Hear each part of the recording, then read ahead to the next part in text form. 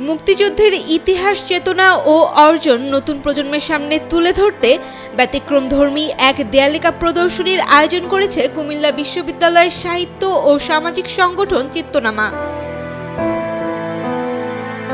প্রদর্শনীতে মুক্তিযুদ্ধের নারী, পুরুষ, উপজাতি সহ সকলের সম্মিলিত ভূমিকা তুলে ধরা হয়েছে। পাশাপাশি উপস্থাপন করা হয়েছে নারীদের উপর পাকিস্তানি হানাদার বাহিনীর বর্বর নির্যাতনের চিত্র।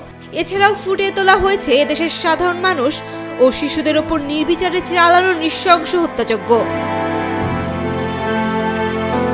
মঙ্গলবার সকালে কুমিল্লা বিশ্ববিদ্যালয়ের শহীদ মিনারে এই আয়োজন করে সংগঠনটি। আয়োজকরা জানান, মুক্তিযুদ্ধে কেবল নির্দিষ্ট কোনো গোষ্ঠী বা দল অংশগ্রহণ করেছে তা ভুল। এ যুদ্ধে ধর্ম, বর্ণ নির্বিশেষে সকলের সম্মিলিত অংশগ্রহণ ছিল। সেটি তুলে ধরা হয়েছে চিত্তনামার এই প্রদর্শনীতে। Sayem Akter, Daily Sun.